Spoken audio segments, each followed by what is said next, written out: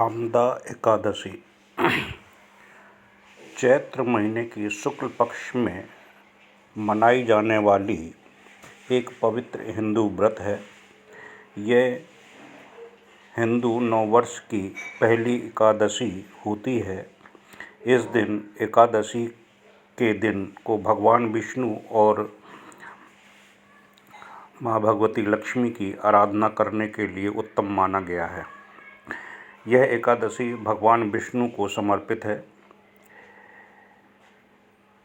हिंदू धार्मिक शास्त्रों के अनुसार कामदा एकादशी व्रत करने वाले व्यक्ति की सारी इच्छाएं और मनोकामनाएं पूर्ण होती हैं तथा इस व्रत के प्रभाव से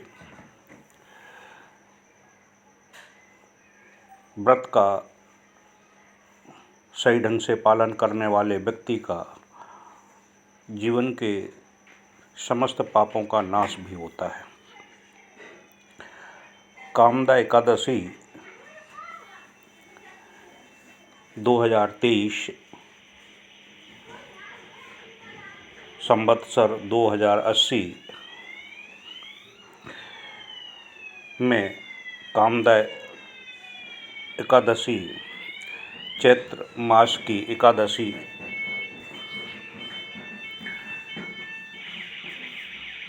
1 अप्रैल 2023 को पूर्वाह्न यानी दोपहर के बाद 4:30 बजे से शुरू होगी तथा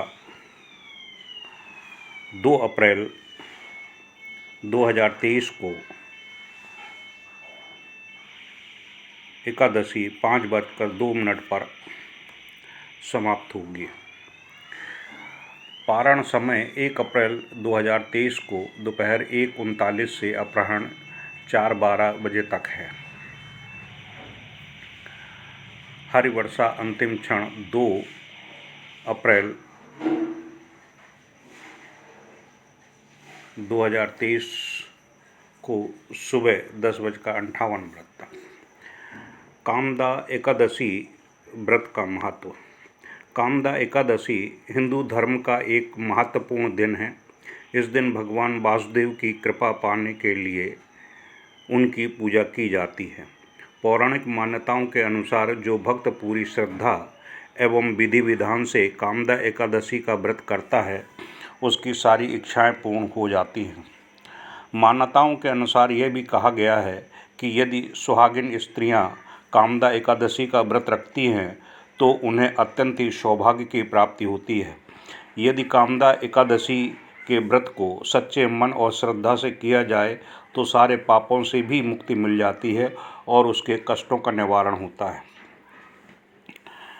कामदा एकादशी की पौराणिक कथा है कि एक समय की बात है कि जब धर्मराज युधिष्ठिर ने भगवान श्री कृष्ण से चैत्र पक्ष की एकादशी के महत्व के बारे में पूछा तो श्री कृष्ण भगवान ने कहा कि हे धर्मराज, इसी कथा की महिमा को वशिष्ठ मुनि ने पूर्व राजा दिलीप को सुनाई थी, जो अब मैं तुम्हें कहता हूँ।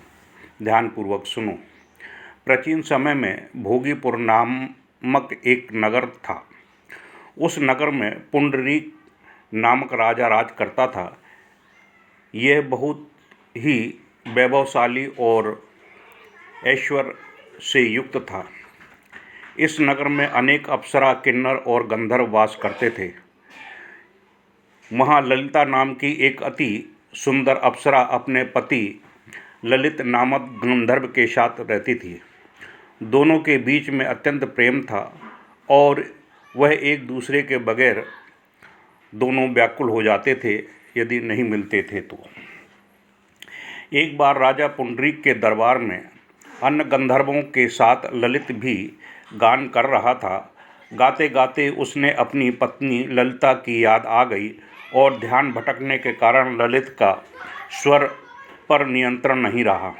सभा में मौजूद करकुकट नामक एक नाग ने ललित के स्वर बिगड़ने को भांप लिया और यह बात राजा पुंडरीक को बता दी।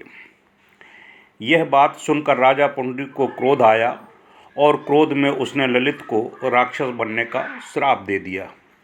पुंडरीक के शाप से ललित उसी क्षण एक विशाल काय राक्षस बन गया।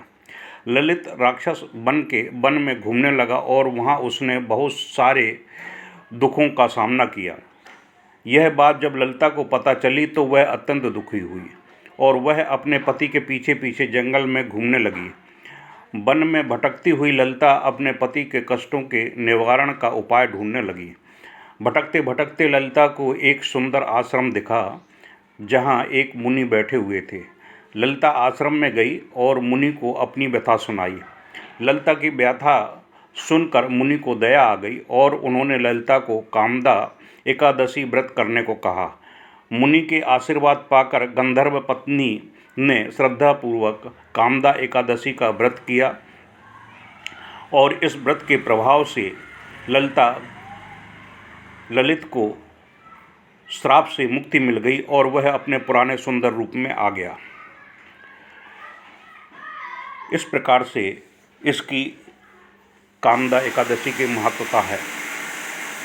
कामदा एकादशी का व्रत की विधि दशमी के दिन यानी एकादशी व्रत के एक दिन पहले सूर्यास्त के बाद भोजन न करें।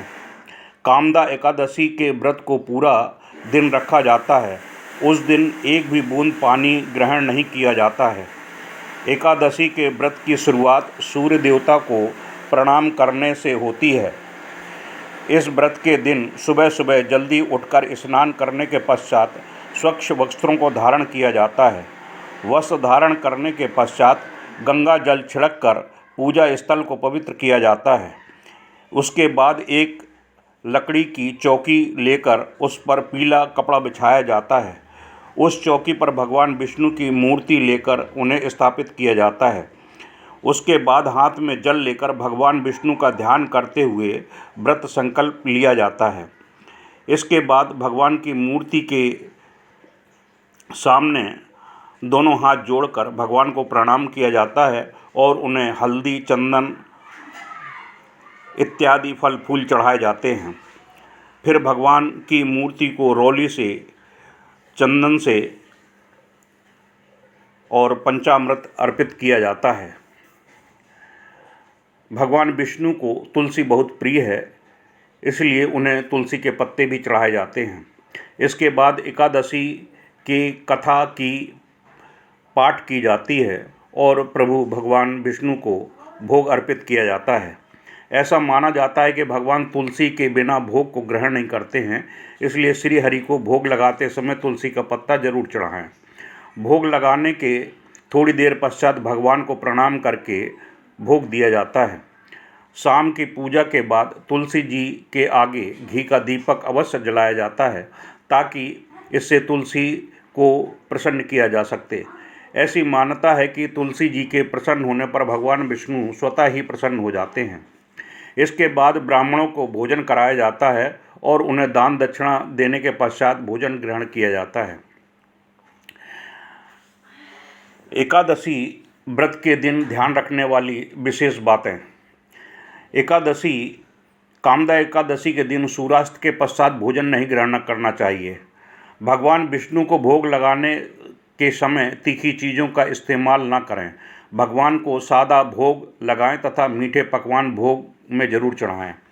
कामदा एकादशी के दिन भूले भटके भी चावल का सेवन न करें, क्योंकि ऐसा माना जाता है कि इस दिन चावल का सेवन करने से व्यक्ति अगले जन्म में रेंगने वाले जीव के रूप में जन्म लेता है। साथ ही इस दिन किसी भी प्रकार के खाने में प्याज और लहसुन का प्रयोग बिल्कुल न करें। पूरे तरह से सात्विक आहार लें। इस दिन ऊंचे स्वर में बोलने से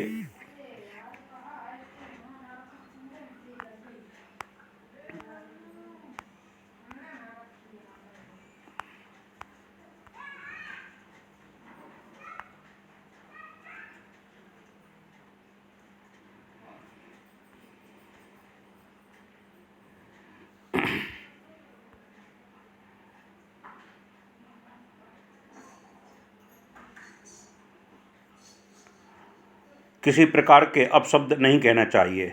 एकादशी के दिन पति पत्नी को प्रेम भाव से रहना चाहिए तथा आपस में झगड़ा नहीं करना चाहिए। कामदा एकादशी दिन दान इत्यादि देने का बहुत विशेष महत्व है, इसलिए इस दिन तिल और फलों का दान करना चाहिए। कामदा एकादशी के दिन गंगा स्नान करने का भी विशेष महत्व है। यदि संभव हो तो इस दिन गंगा स्नान भी करना चाहिए। कामदा एकादशी के दिन गौ माता को हरा चारा अवश्य खिलाना चाहिए।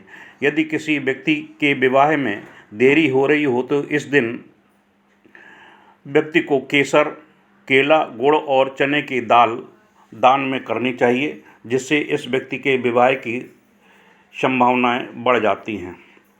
यह कामदा एकादशी के विशेष महत्व की व्यवस्थाएं बताई गई हैं। जो व्यक्ति कामदा एकादशी के दिन पूर्ण समर्पित श्रद्धा भाव से भगवान विष्णु की आराधना करता है तो माँ भगवती लक्ष्मी की कृपा स्वतः ही उसे प्राप्त हो जाती है। आप सबसे अनुरोध है कि इसे अवश्य ही प्रतिपालन के रूप में संपन्न करें। इति श्री जय गुरुदेव।